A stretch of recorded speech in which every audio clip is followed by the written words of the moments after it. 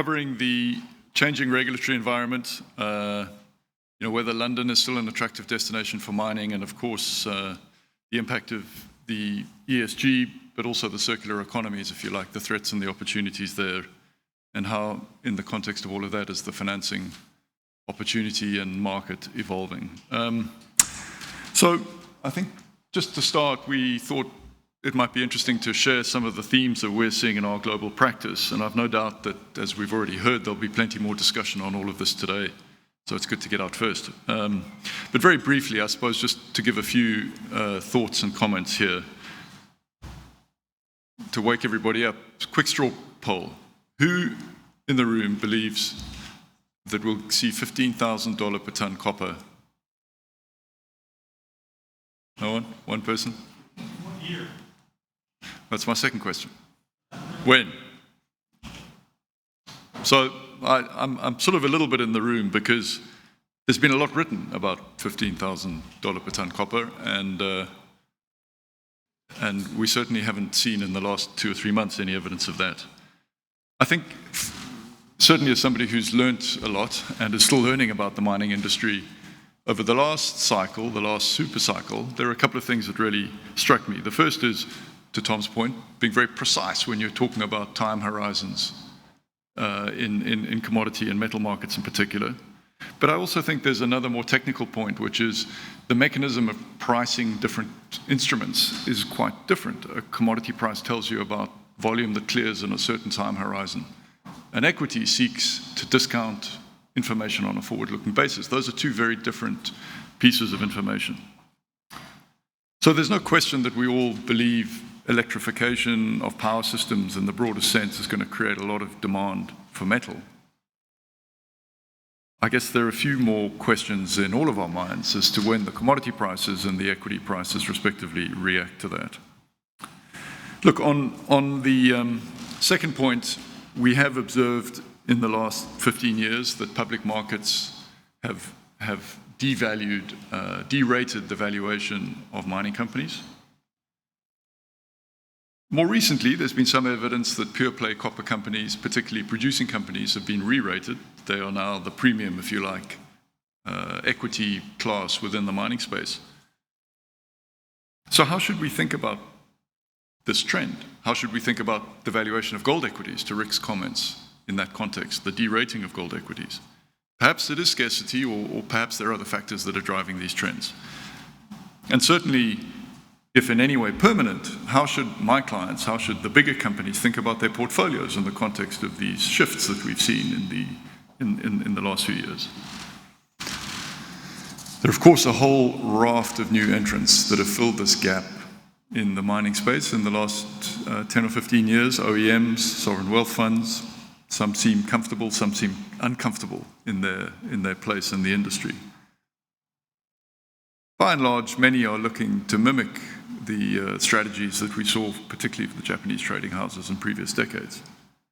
So this new interest and this new capital, I think, is interesting because it's being met by a new wave of resource nationalism, also in places like Canada, but also by a lot of fiscal stimulation, not helping deficits around the world, the IRA in the US, the Critical Minerals Act here in Europe. So it's a lot of complexity and mixed messages, but it is a complex and volatile sector, mining. It is very long-term by nature. And it for sure has struggled to retain the interest of the public markets in the last 10 years. So let's see how this next chapter ends. I think on the circular economy, just to put some numbers to it, Woodmac's forecast on the supply gap for copper in the next 10 or 20 years is 40 to 50 million tons. That's a big number. That obviously reflects depletion and degradation of existing mining assets, but it also assumes that part of that gap will continue to be filled by recycling. So again, I think that is for sure one of the big thematic spin-off opportunities for the next generation of mining personnel and bankers. I guess what is also interesting about the recycling opportunity is we hear from our clients that there's a great anxiety with the transparency and the scrutiny by consumers on the origins of the materials within their products. That, of course, the origin or the provenance of metal is very important. Whether that'll reflect in sources of metal in the primary market's not clear to me, but I do think there is some evidence of that for recycled product already. Instability in base metals, that's a curious topic. I guess there has been this perennial discourse over my career around the benefits of scale. And scale obviously imparts access to and perhaps even cost of capital, amongst other things. But I think it really does come down to cash flow and the quality of cash flow and the use of that cash flow, again, to echo Rick's observations. So I suppose, why is it that, in the back of whatever it has been now, 4 or 5 years of relatively strong metal prices, we have yet to see a significant supply side response? And I think there are, again, some questions around what information do people derive from spot market prices in the commodity space, and whether indeed those are sufficient incentive for a new fleet of mines that many of you are going to be talking about for the next couple of days to be built. But the instability point, I think, is the one that, as M&A bankers, we find very interesting, because certainly in the larger pure play copper companies, we see the prospect of generational change. We've seen some of that already in management teams, and perhaps there are some shareholding changes to come as well. But even in the larger, more maybe diversified companies, there are also some really interesting questions about whether an ostensibly big company has the ability to take on more than one big growth project at a time. So that all said, clearly there will be lots of fierce competition for high quality assets, particularly for copper assets, no doubt. So, couldn't not resist talking about the next topic on my list. Certainly kept me very busy for the last year or so.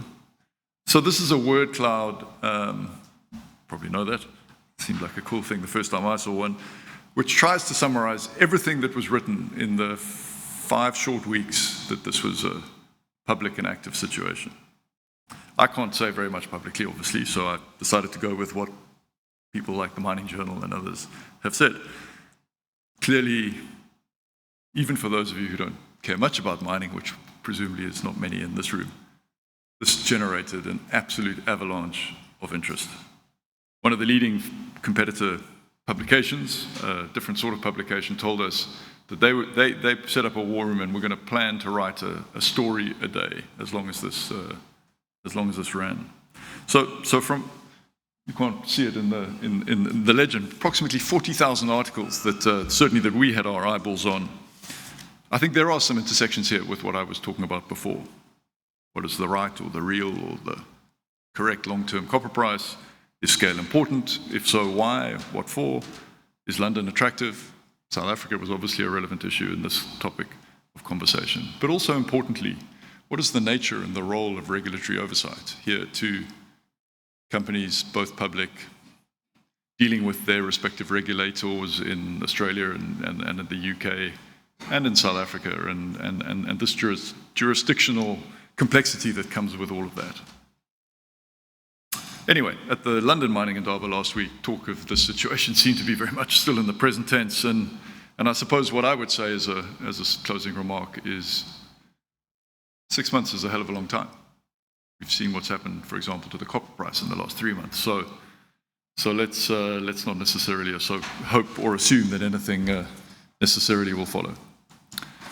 So, before I turn to the question of London, I thought it would be interesting for those of us who've been following all of these things for a while, just to take a step back and think about the attractions of mining to global markets over a couple of cycles anyway. And again, apologies for slightly repeating what Rick touched on. So this is mining equities to global equities, and at about 4 to 5%, there are a whole lot of people like us in a little ecosystem, a little cottage industry, who were sustained on the investment bankers, sell-side equities folk, buy-side equities folk, credit folk, Never mind PR, accounting, management consulting, and journalists, and all the people who made a happy living in the mining space. Of course, the inglorious fall from grace has seen a bit of a flatline since. And I guess the question is, what happened? Most of you will know this, but I think we should start with the profligate misallocation of capital at the end of the super cycle.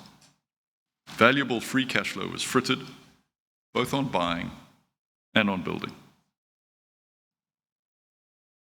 There was a coincident and exponential shift to passive asset management, partly driven by retail. In the wider market, we should remember that there was the inexorable rise of tech. That still continues to dominate equity markets. And also, and importantly, was the advent of ESG activism and scrutiny, particularly around natural resources companies. So today,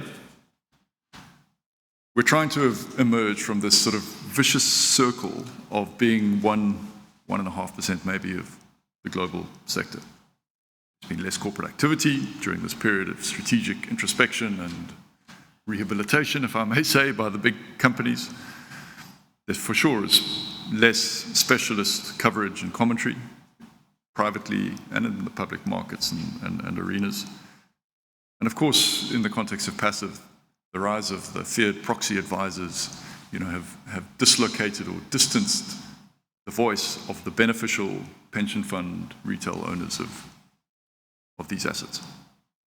So in short, pretty much a dumbing down, I would say, of discourse around a complex and cyclical sector. You would expect me to say that. As an industry, however, and I consider myself to be part of this industry, we need to be honest about the real performance of mining as an asset class and all of our roles in that. We need to be honest about the performance relative to the underlying commodities to which many of you are exposed. As Rick commented on gold, we need to be honest about how we perform through the cycle. Of course, depending on who you are and how big you are, the performance of diversifieds versus pure plays.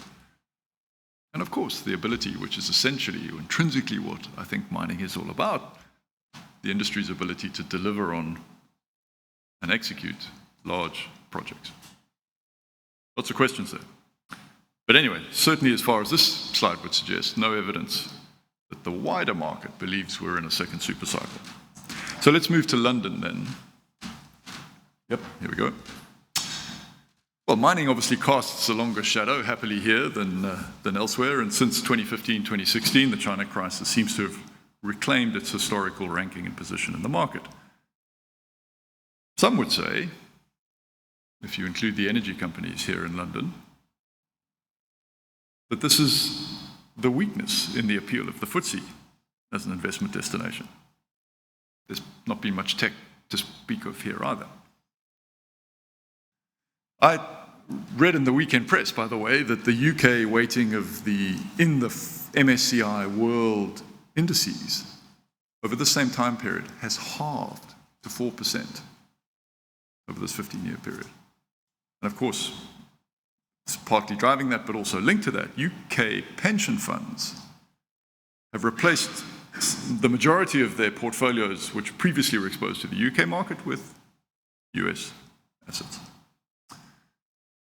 So the result of all of this, if you go from then to now, is the mining sector's participation in the UK markets has concentrated around the FTSE 20.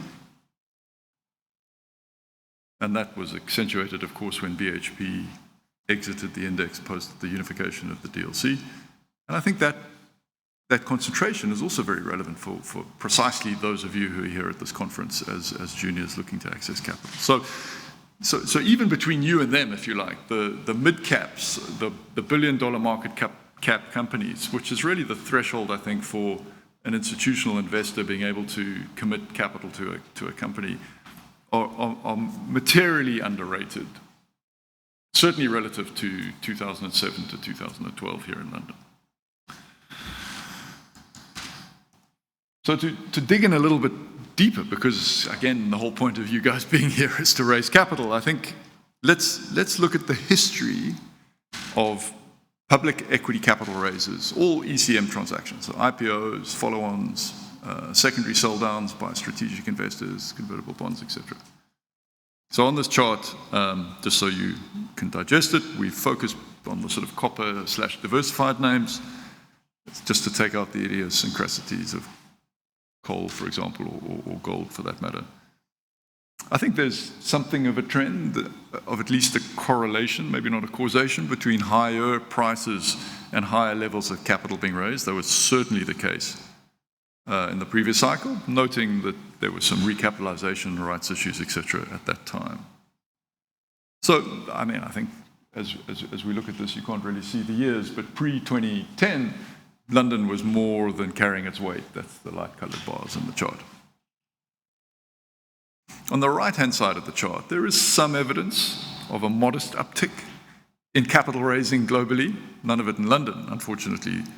The deals we've seen from a handful of companies in the primary and in the secondary market have been in Toronto and Sydney. So what does this mean?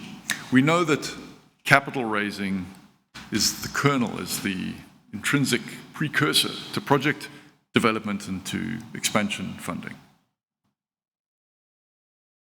Are investors moved by these wonderful stories that we tell each other at these conferences? Maybe they are by the copper story, but I'm not sure they've been moved yet by your and the rest of our clients' equity stories. So our research team estimated that investment fund flows into long copper futures peaked at $50 billion in May this year. So that's measured on gross speculative length on the COMEX. $50 billion came into copper. Since, and you can see the little spike on the right-hand side of the chart. Since May, the net speculative length has fallen by about half to $13 billion. And there's only another $9 billion to go, by the way, before we get back to, at least in COMEX net length terms, pre-COVID averages. So it came in and it went out. That's pretty much the definition of fast money. And by the way, all of that happened against the backdrop of Chinese copper traders shorting the market because they could see best, most clearly, that there were no signs of a physical recovery or a recovery in the physical markets in the biggest market for copper. So what does this all mean for London? I guess there's something here about mining, an endemic problem in mining, maybe, which is a bigger question than perhaps the many questions that have been laid at the door of the London Stock Exchange and the London market. In fact, I think the scale that some of the names here in the FTSE have actually reduces their reliance on the equity markets as such, for capital anyway, which maybe makes it more frustrating for the juniors. Anyway, it is perhaps been one of the most difficult times that I can imagine, certainly in my career, for junior mining companies to access capital in the markets. So out of necessity, many of you have resorted to royalties, streaming, private equity, pretty much filled the gap when the equity markets and the bank market moved out of mining 10 years ago. It's ironic, by the way, that those capital providers are funded in the equity markets, right? But they won't fund you directly, the capital markets, but they will fund those streaming and royalty companies. Some of you have partnered with your customers. Some of you have or are partnering indirectly through traders and the trading houses. If you're lucky, you may have been selected by a sovereign wealth fund or an OEM. Not many of you in that category. And if you've got a really good project, you still have the whiff of hope that one of the majors will come and buy you because clearly they've not invested in exploration or development in the interim period. So I think these are real, new, long-term sources of capital. That's great for mining. So it's not the end of the world. It certainly changed our practice. We spent a lot more time sort of with our M&A hats on, advising on negotiations and joint ventures and partnerships than we might have done 10 or 15 years ago. But it perhaps has come at the price of the de-equitization, you might call it, of the mining sector.